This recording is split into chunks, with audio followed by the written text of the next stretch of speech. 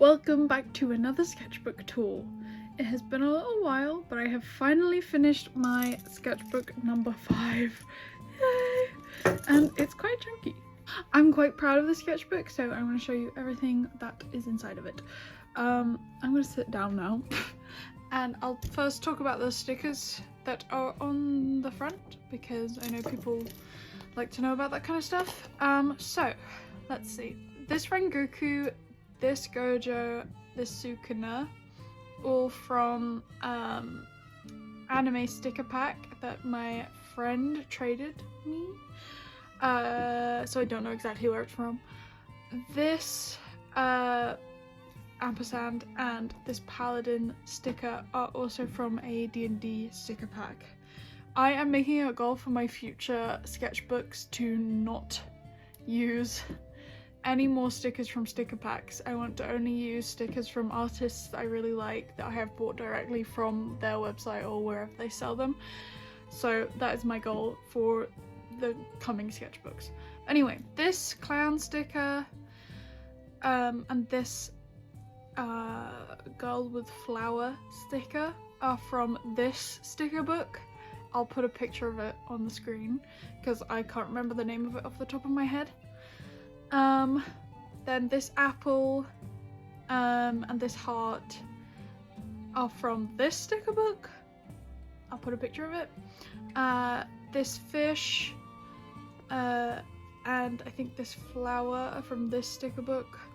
And then oh, this bug is also from this same sticker book that the clown is from. And then this is just a sticker from a banana, a fair trade sticker. And then this, I have no idea where it's from. It was just one that I found at the bottom of my drawer, so I can't really tell you. Same with this one, I don't know where it's from. This little cat sticker is from, well, my stepsister Rudy got it for me from her trip when she went to the US. So I don't know where she got it from, but it looks like my cat Florence, so I love it. Okay, the back. We have this jellyfish, which I love. It's from this sticker book. And then we have a Tarrasque. I'm a sucker for a Tarrasque. I love a Tarrasque. This Tarrasque and this Mimic are from this D&D sticker book. Then this Tarrasque is from the same D&D sticker pack that the others are from. This bug is from this sticker book. These tomatoes, I think, are also actually from that same sticker book. And then we have some JJK stickers that are from anime sticker packs. And same with this Itadori and this Gojo. Wait, I already said that. And then this actually is a sticker of mine and Rudy's characters, Elegy and Hattie. I drew this illustration, but my dad got it made into a little sticker for me, so that's really cute. And this sticker behind it is also from this sticker book. Okay, I think there's more stickers inside, so we're not past the stickers yet. Okay, so as you can see, I started this book on the 2nd of June 2025 and I finished it today, the 24th of November 2025. So June to November, that's 5 months I think, so it took me 5 months to do. I always put my age that I was when I started the sketchbook in the front, and I was 19 when I started this and I'm 20 now, so I did age during this sketchbook. So of course we have picture of vibe for motivation that I have in the front of all my sketchbooks. Then let's see, these are my 2 flags. This Xanathar sticker, this Drizzt Do'Urden sticker, and this little mimic symbol, I think that's it. Oh no, and this little dagger sticker came from this D&D sticker book. I think it's called Stickerology, D&D Stickerology, something like that. This Sukuna, this Nobara are from an anime sticker pack. This whale, this fish, this flying fish, and I think this bottle, no, not this bottle, just these 3 fish stickers are from this sticker book. This bottle, these tomatoes, and this one are from this sticker book. And I think that's everything. So, without further ado, we'll get into the actual sketchbook. Okay, so first of all, these pages are stuck weirdly together, so I didn't do anything on this page. I leave it blank as usual. But here, the first drawing I did in the sketchbook is a drawing of Lucien Vidar, who is the older brother of one of my D&D characters, Lunette Vidar, who is a little pink tiefling monk sorcerer. But he is, I actually can't remember what he was. I think because he was an NPC in the campaign that I played Lunette in, so I think he was a wizard. I think he had wizard abilities and maybe a fighter, because he had a katana as well, so I think he was a wizard fighter. But I drew a little drawing of him. He's pretty cool, just in alcohol markers. Yeah. At the beginning of this book I am completely obsessed with the Vidar family, so there's a lot of tieflings. This is Lunette's son, Cricket Vidar, Ghost and Child. He is part tiefling, part high elf, I think. I mean, I don't really know the statistics on what his genealogy is, because he has two mums and he was created through magical means, so I don't know. But here he is, Cricket. He's little dark purple tiefling. I think he's gonna be a paladin. I don't know, he's not actually like a player character or anything, he's just me fleshing out Lunette's family. And this is when Lunette is older, way after the campaign that I played her in. She has a son. Yeah, so these two I did in acrylic paint markers. This is just a little sketch of him in biro. Here he is. I did this one in actual acrylic paints, I think, and then pencil drawing of him. But yeah, he's there with his little fox companion. I haven't named them yet. And his massive sword, which is a firebrand, I think, because another player character died and his sword is passed on to Cricket in the future.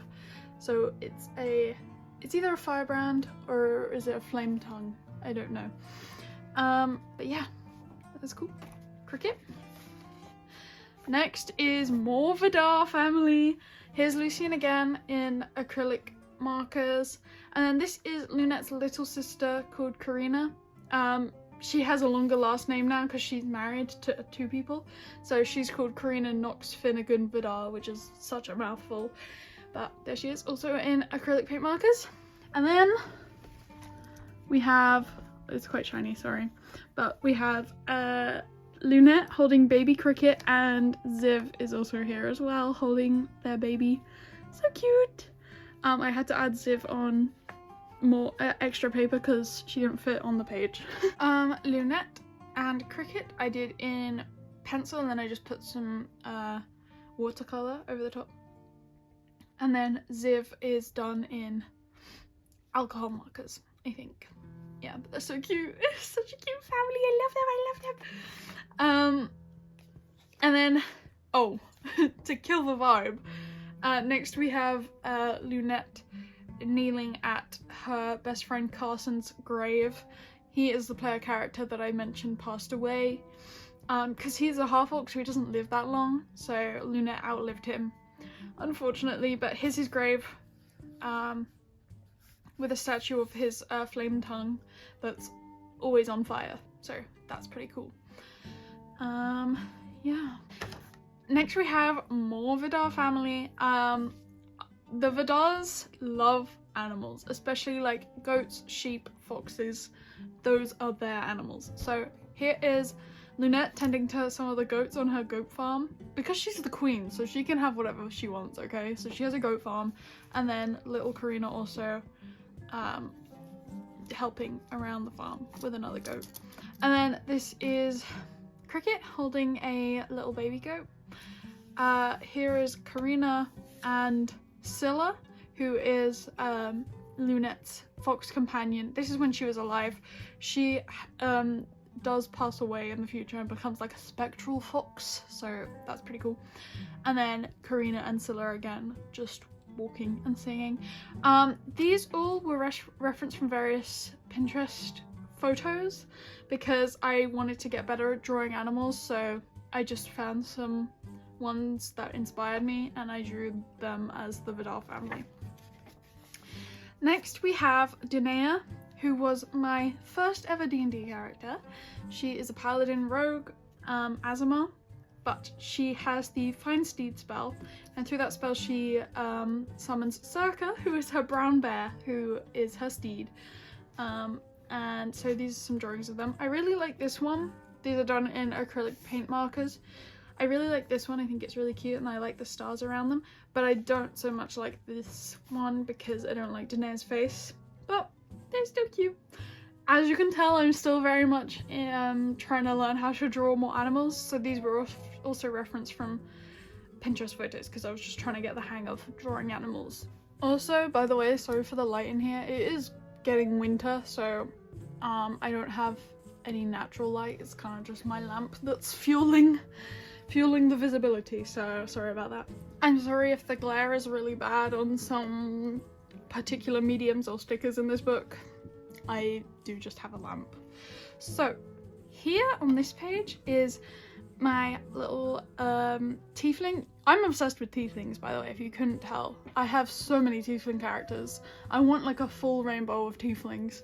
But this is my orange tiefling. She's called Pangolin. I've never actually played her, but she's been in my brain for so long, and like I am gonna play her at some point. Actually, one of my DMs has a campaign planned out where I think I'm gonna play Pangolin. So this is Pangolin with her little cow bull thing. I can't actually remember his name, but I think it's revealed later on in the book because I named him very quickly and haphazardly. But this is both of them when they were young. So cute. All curled up, and then this is them when both of them were a bit older and they have their horns properly also hugging. And then we just have a little drawing of Ziv holding a baby goat. So cute. Okay, next we have, oh yes, this is another one of my tiefling characters. She's called Epiphany. She is a character I play in our Westmarch campaign. So she's a yellow tiefling, of course, with long blue hair. She is a paladin, Oath of Winter, which is a subclass from Volder's Spire of Secrets. It's really cool. She's quite winter themed. This was the first kind of concept sketch for Epiphany, so it's not like the best, it's not the most accurate, but I like these ones. These colours are the most accurate to how I imagine her. That's because they were done in acrylic paint markers and I just had the colours that matched her very well there. And then this is another drawing of her I did in alcohol markers. So cool. And then I think these were just water-based markers that I did this drawing in. So these colours are not that accurate, but I really like her. She has a massive great axe. Although these drawings aren't exactly accurate because she actually has like this magical glowing core in her forehead that projects like her like holographic armor onto her. So she doesn't actually have physical armor, she has this magical holographic armor that's projected onto her from her core in her forehead. Same with her great axe, the head of it is actually like holographic, it's not physically metal. So she just has like a metal rod that she carries around, and then she can activate the holographic blades at the end if she wants to. So that's pretty cool. So yeah, moving on. Oh yeah. This is my friend Danny's character from our old campaign that we've actually finished now, our Curse of Strahd campaign. He played this character called Crota, who's a purple tiefling, and I decided to draw Crota gender bent, so this is female Crota, and actually it's approved by Danny, so yeah, there we go. Yeah, she's cute with her little eye patch and everything. And then, oh, these were just some haphazard sketches. I was trying to figure out a brother to one of my other characters. So this is Carawen. He is a Selkie, so this is just him in his human form. I haven't fleshed him out that much, so yeah. Moving on, here is Karina and her two partners, Whisker and Bassett. As I said before, she is married to two people, so her last name is very long because they just merged all their last names together. So Karina, of course, is a pink tiefling. Whisker is a, I think they're just a human, but she's a human dampier. And then, oh, and her class is witch. I think she's a witch. And then Bassett is a, of course, Dragonborn ranger. So that's really cool. And this is them when they were just married. I think like at the after party or whatever. And then another drawing of Bassett here in acrylic paint markers. So cute. I love them. Then we have, we have my Curse of Strahd character, who I no longer play. We finished the Curse of Strahd campaign relatively recently, actually. I think it was last month, maybe. Yeah, it was in October that we finished it. So this was my Curse of Strahd character, Cersei. She is a magic missile mage from Volda's Spyro Secrets. Very powerful subclass, which I loved playing. This is my first time. Actually, it's not. I was gonna say it's my first time playing a wizard, but I have played a wizard before. One time. So this is my second time playing a wizard. First time playing solely a wizard, so no multi-classing. But here she is with her shield and missiles.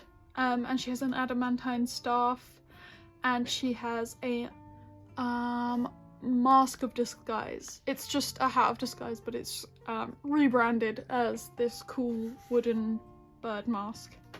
So I painted this in just acrylic paint, and then this one I did in acrylic paint markers. And this is her. She has the brewer's feet, so she can make potions for the party. So this is her brewing some potions and enchanting them with her spellbook. So yeah, she's pretty cool. I kind of miss her. But next, oh yeah, I hope the camera picks this up because it's quite faint pencil, but this is my character Sylvester from a Strixhaven campaign that we played at one point, and this is my stepsister Rudy's character Arnie from that same campaign. When I said I'd played a wizard before, it was this guy. He is a wizard artificer, and Arnie is a wizard rogue. And this is just them sitting on a brick wall talking at night, but I was bored and it was cute. And I think I drew this during a Westmarch game. Yeah. A lot of the times when I stick things into my sketchbook when they're done on separate pieces of paper, it's because I drew them during a D&D game. But this is really cute. I love them so much. Sylvester is a half-elf and Arnie is a pixie. And I low-key ship them. Although nothing's gonna happen between them anymore because that campaign ended quite a while ago. Moving on, we have more Arnie and Sylvester. This is them running away from trouble, of course. And then I hate this drawing of Arnie so much. This Sylvester doodle is okay, but this Arnie's face just looks so bad. But these are just some black ink pen doodles that I did of them. And then here is Pangolin and Othro. That is the name of the cow, Othro. This is when I actually named him, but I did this in coloured pencil and watercolour, and this is them wearing some skulls to scare people away. But I really like this drawing, it's really cute. Okay, next we have, oh yes, I was in the mood for drawing some tieflings, so I drew Epiphany again. I really like this drawing of Epiphany. This was just in watercolour and coloured pencil. Again, I hadn't decided that she would have like projected magical holographic armour yet, so here she is in like full plate armour. And I did this in just coloured pencil. And then I drew one of Rudy's characters, Scarlet. She is a red tiefling sorcerer. And this is her in her robe of stars holding a fireball. And it's also done in watercolour and coloured pencils. Next we have, oh yes, my friend Joel. This is one of his characters from our Westmarch campaign. This is Rook. He is a Warforged Gadgeteer, I think. So I did some drawings of him. I really like these ones. They came out quite like more realistic than my usual style is. But this I did in watercolor, and then I just lined it. I lined this one in colored pencil and this one in fine liner pens. Then these are some stupid little doodles of a character I played in a one-shot. She's called Sapphire New Mayday, and she's a turtle. Paladin, Oath of the Ancestors, I think. I can't quite remember. But she was quite fun to play. So I just did some little doodles of her. And then I was still really in the mood to draw tieflings, so I designed 2 new tieflings. This kind of Triceratops dinosaur inspired one, and then this one that was meant to be like cyan, but I can't really get the colour cyan with my coloured pencils that I have, so she's kind of just blue. But yeah, these were just initial ideas for 2 new tieflings. I really like them both. And then here I drew Adelace. Adelace is a recurring character if you've watched my other sketchbook tour. I draw her a lot because I love her. She's a Triton gladiator, and she is one of the sisters to my 2 other characters, Rain and Ekanus Raidmaker. So yeah, there she is, being really cute. And then speaking of Ekanus, we have a little doodle of her here. I think I did this during a West March game, and then I coloured it in acrylic pens, but there she is, being cool. She will show up a lot in this sketchbook later on. But moving on, I developed this green tiefling a bit more and kind of designed her dinosaur features a little bit better and incorporated them into the colour scheme a bit better, and I named her Beatrix. So here she is. I don't think I'm gonna really do anything with this character, like I'm not gonna play her as a D&D character or anything, but she was really fun to design and find a colour palette for and everything, so yeah. And then I developed the cyan tiefling more as well. So here she is. I named her Bernadette, or Bernie for short. They're also gender fluid, so sometimes they're called Bernie, sometimes Bernadette. And I really like it. I like the idea of having horns that join at the top. I think that's really interesting. So 2 horns that join into just one singular horn. So they're rather scholarly, as you can tell. And I came up with a little bit of their story here that I wrote down. That, yeah, they're pretty cool. And I like their style, like the white pearl jewelry, I really like. I did this in alcohol markers, I did this in water-based markers, and then this was also in water-based pens as well. Then moving on, we have more pangolin. I really like this spread. So here is a painting I did of pangolin atop Othro, cruising through the forest, and I did my default background, which is just these trees. Like in every sketchbook I have at least one painting that just has these trees in the background, because when I don't know what to do for a background I just do these trees.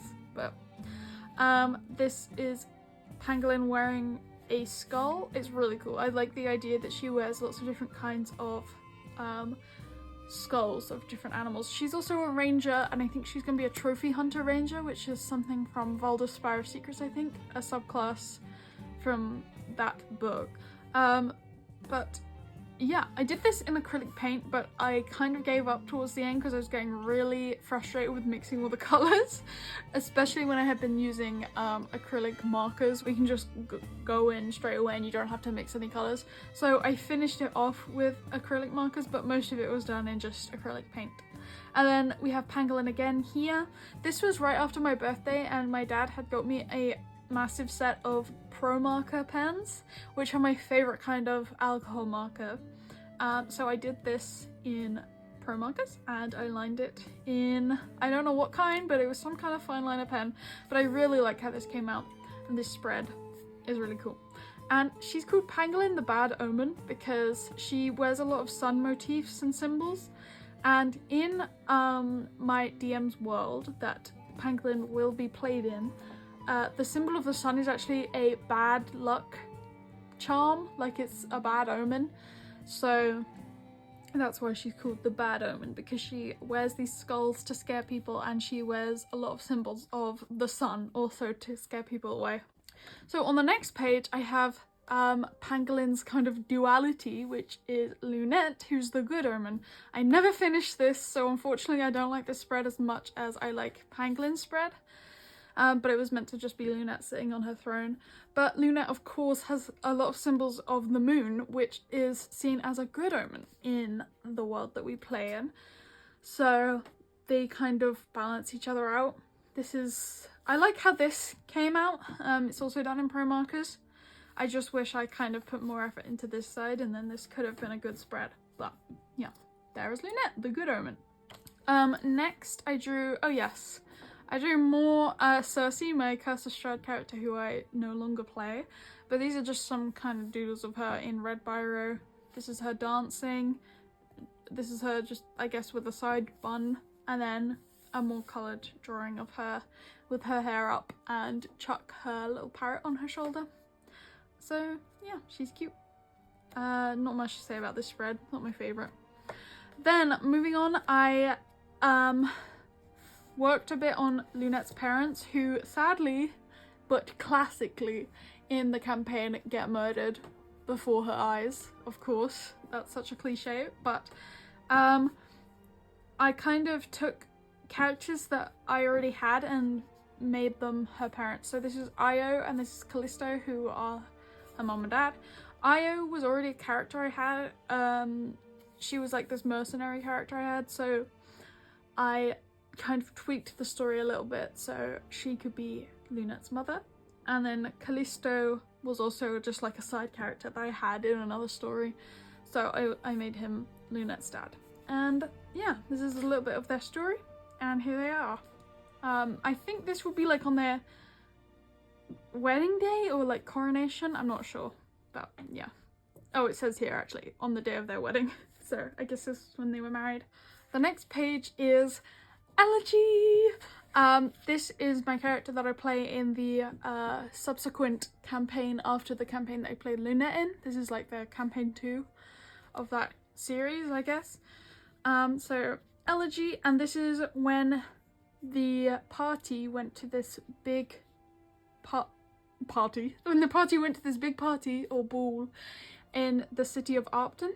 So I was designing Elegy's ball gown a little bit, and I really like this drawing particularly. It was done in acrylic paint markers, of course. I just like the colours of it. And then a red ballpoint pen drawing sketch of Elegy again. Not quite the dress design that I went for, but it's still cool. And then another drawing with alcohol markers I did of this same dress. And then Elegy just chilling out there.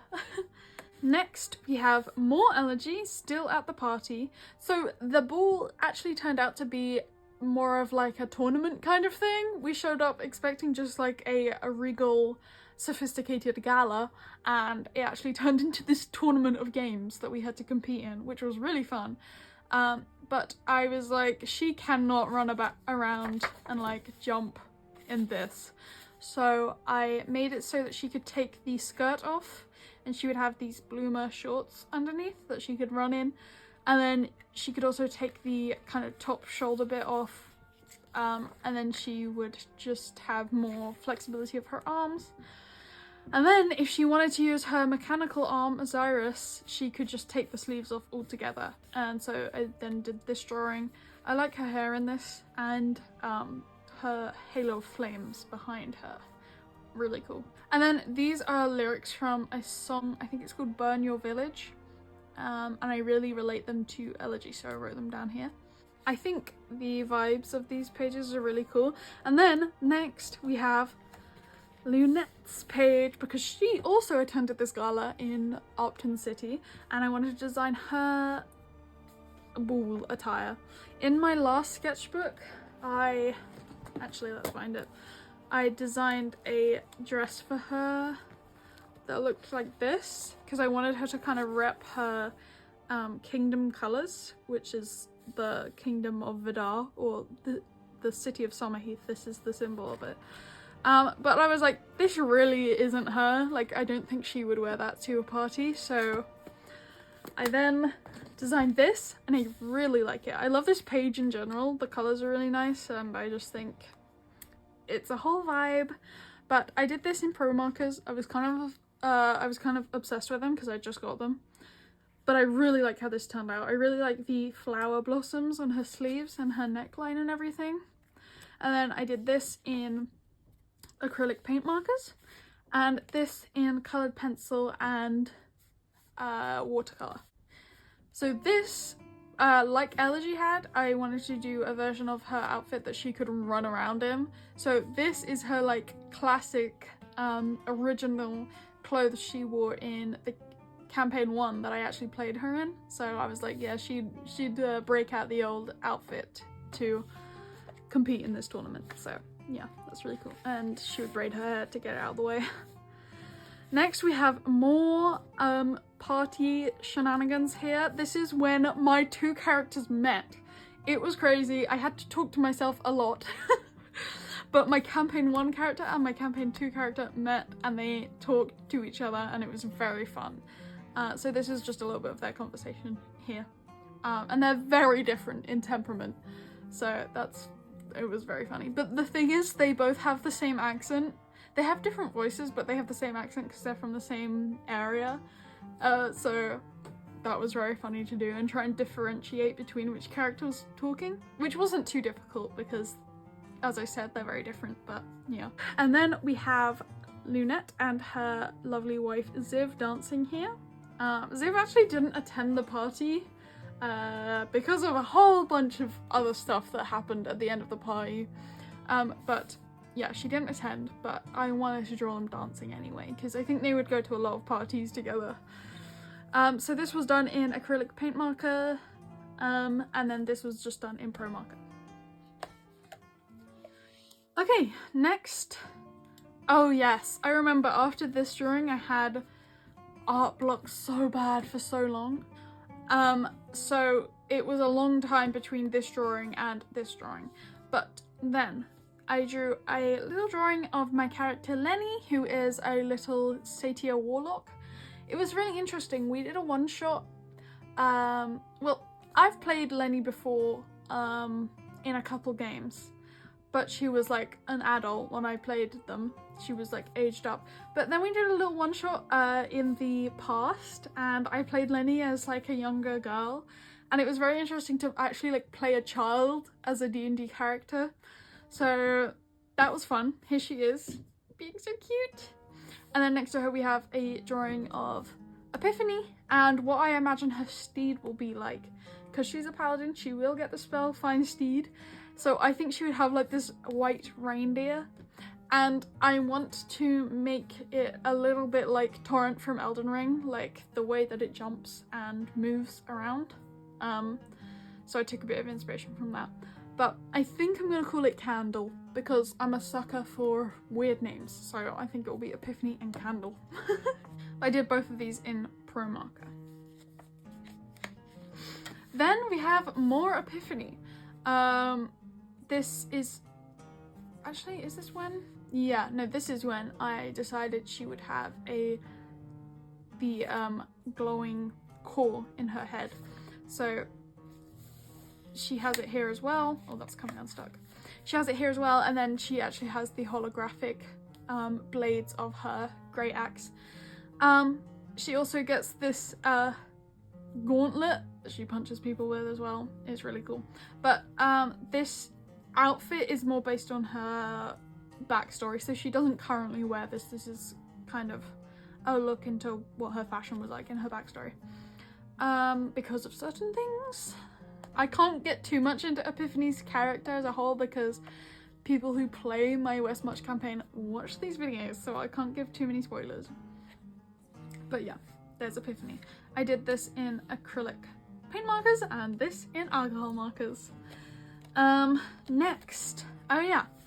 So since we finished our Curse of Strahd campaign that we would play every other weekend, I started to design a character for the next campaign that we are going to play. That we have actually started at this point. So these were my initial designs for my character. She's called Alice.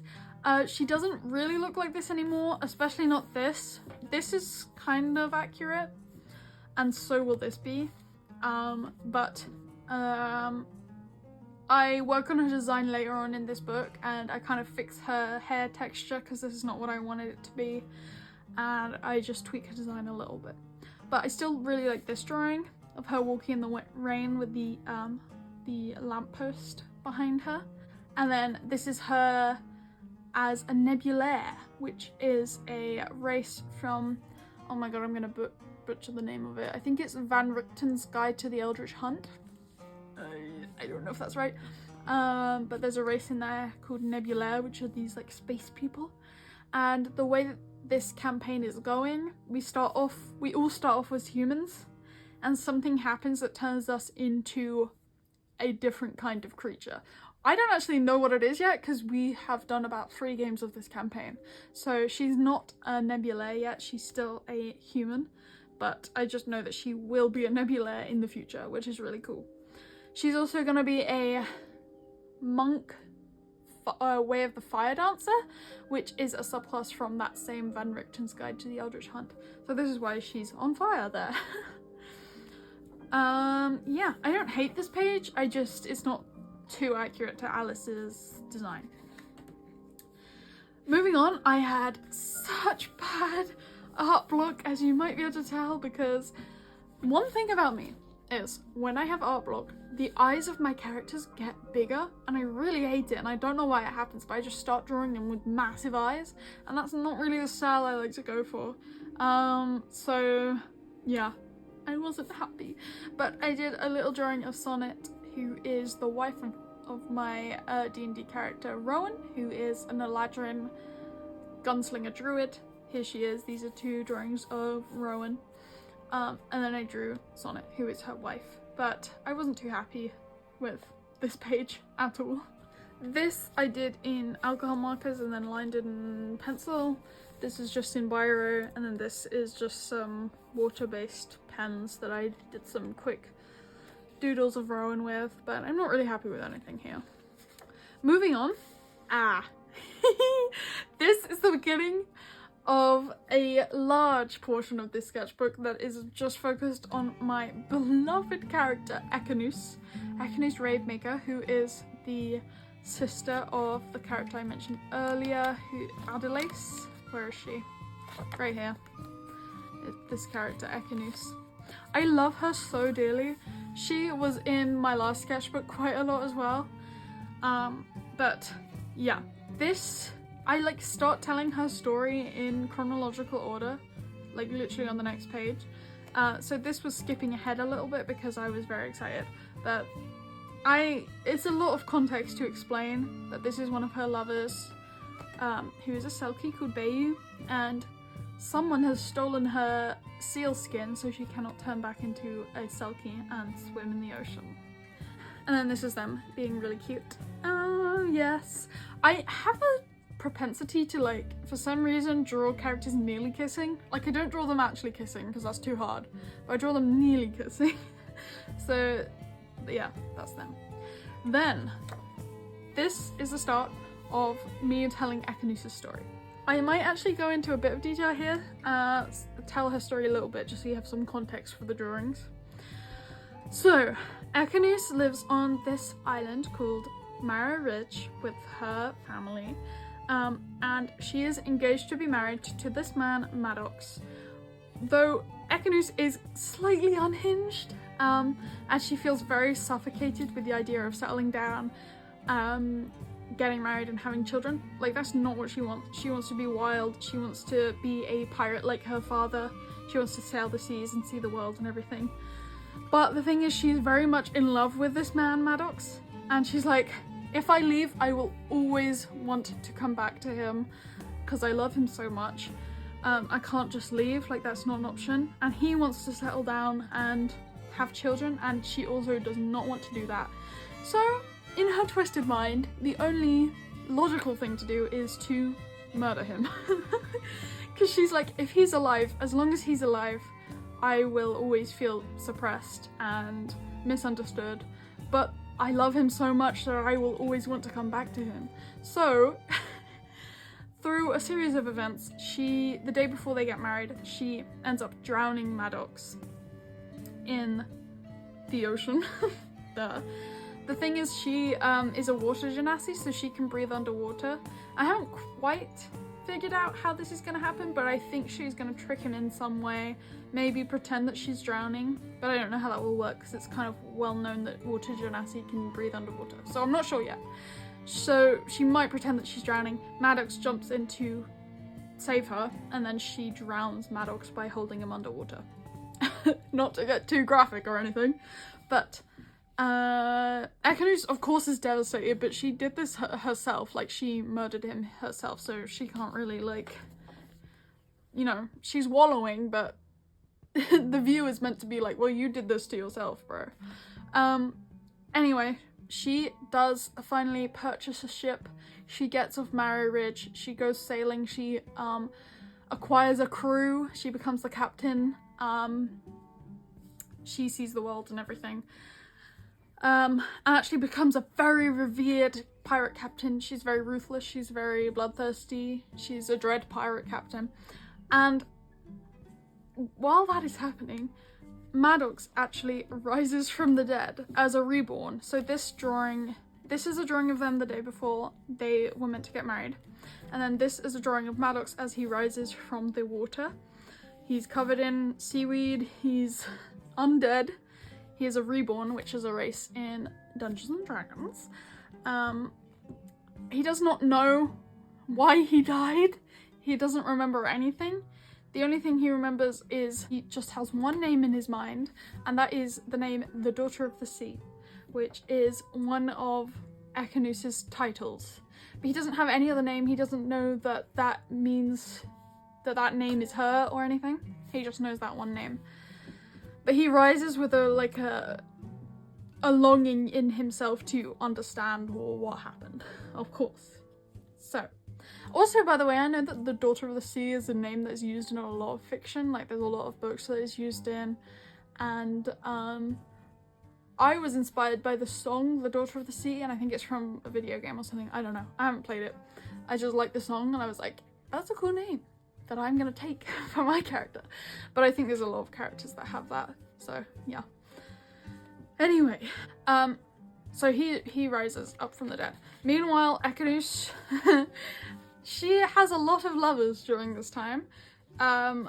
She is kind of I had to cover this, by the way. For obvious reasons, you might be able to tell. Anyway, she is kind of searching for that same love that she felt for Maddox, but she never finds it. But she takes a lot of lovers. First one is Lachlan Rhodes. She actually is captured by his pirate crew, but she seduces him in order to escape, and she then sinks their ship. He does get out unharmed, so he's not another drowning victim from Ekenus. But she sinks his fleet of ships and everything. So this is them. And I have specific songs that I relate to each of her lovers that she has. And then her other lover is Harlow Faulkner, who is a ship artificer, so she comes to fix Ekenus's ship, the Storm Witch, and falls in love with Ekenus. But she soon leaves her after seeing how bloodthirsty and ruthless she is. Harlow is very much like, I can change her, but she soon sees that, like, Ekenus is very bloodthirsty, she's ruthless, and she's living, like, the hardcore life of a pirate captain. And that's just not for Harlow, so then she leaves her. I haven't actually been talking about the drawings. This I did in, acrylic paint pen. This is in pro markers and colour pencil. This you can't see, so it doesn't matter. The song I relate to these two is A Dangerous Thing by Aurora. So yeah, that's those two. And then, yes, I've had to cover some more things here, but then this is one of Ekenus's other lovers called Fliss Vittorio. Ekanus saves Fliss. Actually, I'm just reading the little thing that I wrote about them. Ekanus saves Fliss from her stifling temple life and teaches her that she is not a sinner, because Fliss is convinced that any kind of earthly pleasures mean that you're a sinner. So they get along quite well, and Fliss kind of begins to understand Ekanus's nature. She's not trying to change Ekanus like Harlow was, so she recognizes Ekanus's nature and accepts that, and just accepts that they're just gonna have like a little fling, have some fun, and then they'll be on their separate paths. So this I did with acrylic paint marker. Again, look, nearly kissing but not kissing, because I don't want to draw that. It's difficult, okay? And then this is Ekanus and Fliss again. I've had to censor them, unfortunately, because I'm pretty proud of the drawings that I've done, but whatever. The song that I relate to these two is Blood in the Wine by Aurora. Yeah, I love these two. So bear in mind, this is before Ekanus knows that Maddox has risen from the dead as a reborn. So she's just doing her thing as a pirate captain. But meanwhile, Maddox is scouring the ports and the coastal villages, looking for some kind of information about who the Daughter of the Sea is. He doesn't even know that the Daughter of the Sea, what she has to do with his death or anything. He just wants to find them, or find out what the name means in order to get some kind of information about his death.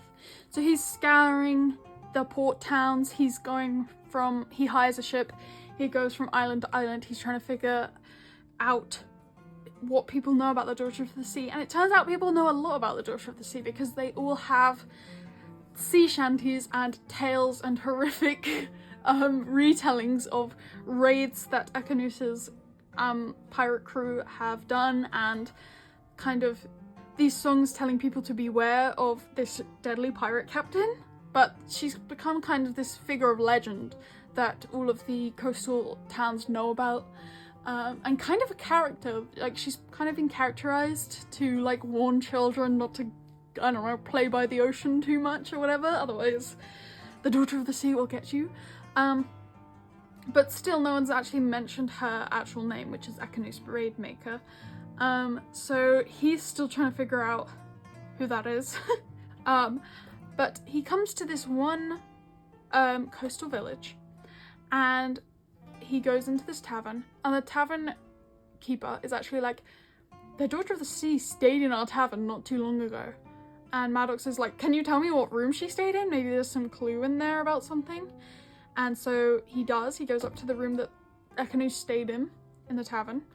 And in the tavern, he finds Ekanus's journal. Again, it still doesn't mention her name in it. He still just knows her as the Daughter of the Sea. But he finds her journal and he reads it. And in this journal, she had written all of her thoughts about Maddox before she killed him. So she was writing about how stifled she felt in her life, and how she was beginning to feel that the only way to get out was to murder him. She wrote that all in her journal. There's a picture of her doing that. This was done in acrylic paint markers. And he reads it.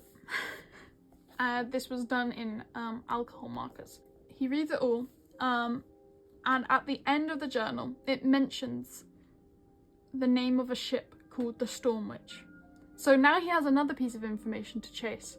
He knows the name, the Daughter of the Sea, and now he has the name of a ship called the Storm Witch. So, let me just pause here to talk about the actual drawing.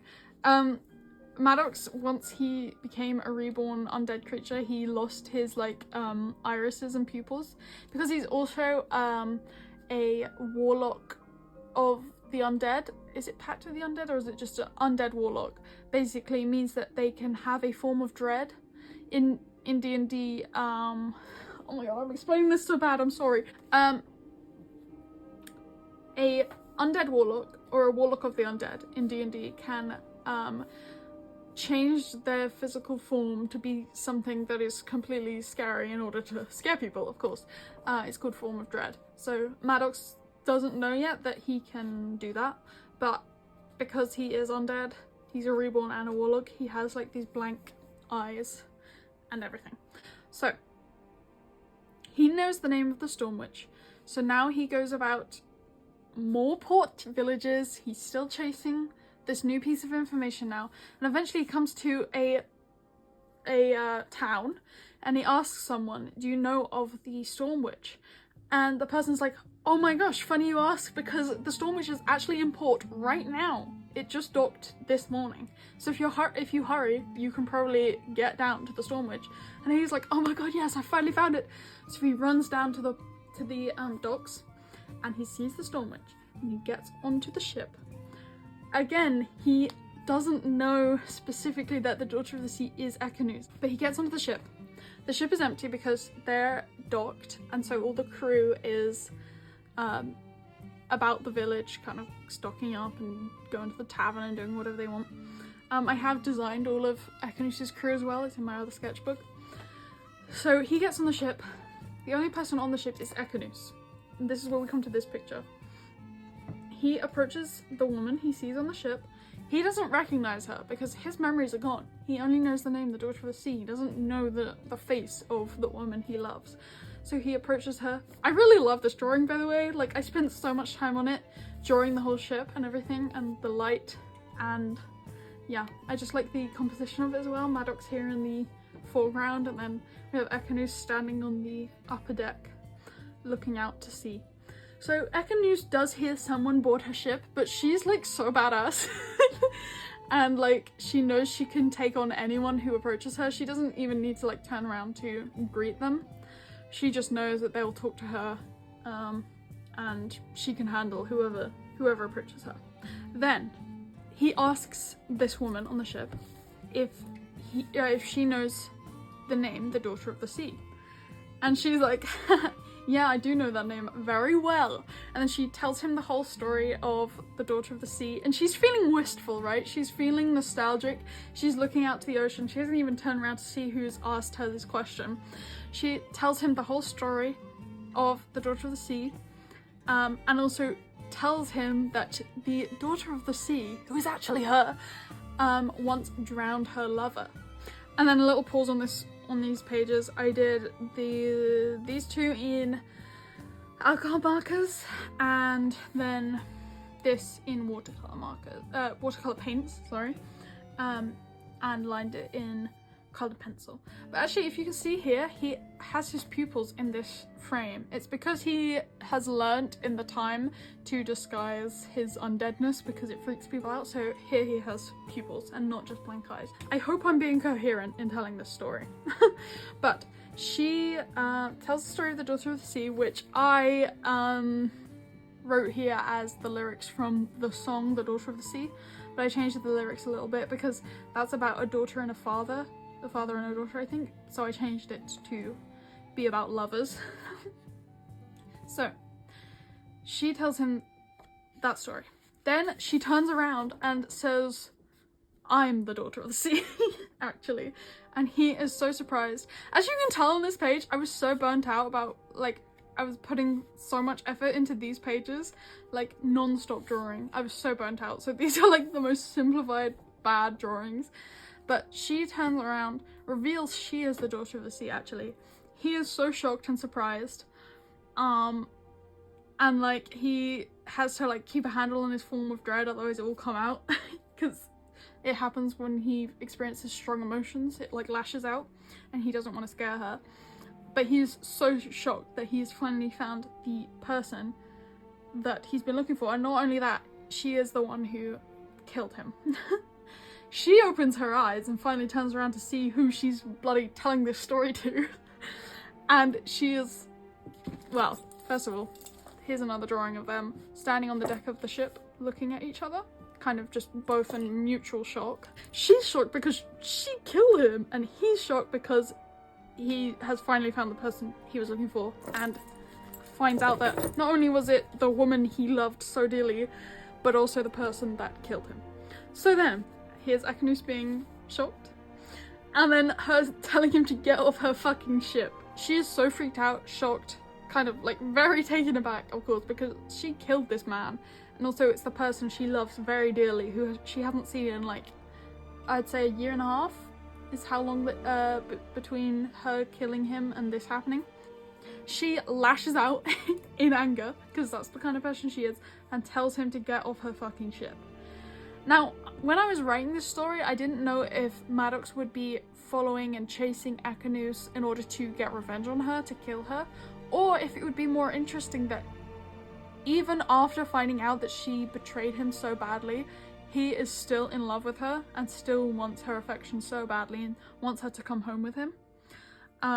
And I think that would be more interesting rather than just like a simple revenge thing. So I didn't draw it because I was so burnt out, but he is begging for her to love him basically, because he now remembers after she's told him the whole story.